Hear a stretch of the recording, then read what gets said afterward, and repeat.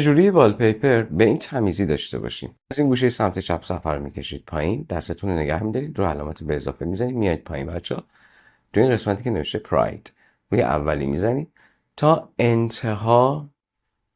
به این انتخاب رنگا که رسید میرید تو صفحه سومش، این سه تا رنگ پایینی رو انتخاب میکنید، برمیگردید قرمز رو حذف میکنید. اگر دوست داشتید میتونید ساعتتون رو بزرگ کنید، یه خورده شیشه‌ای ترش بکنید، یه خورده ساعت رو با این طریق باریک ترش بکنید. اینجا اگه دوست داشته باشید میتونید مثلا واسه خودتون ویجت اضافه کنید.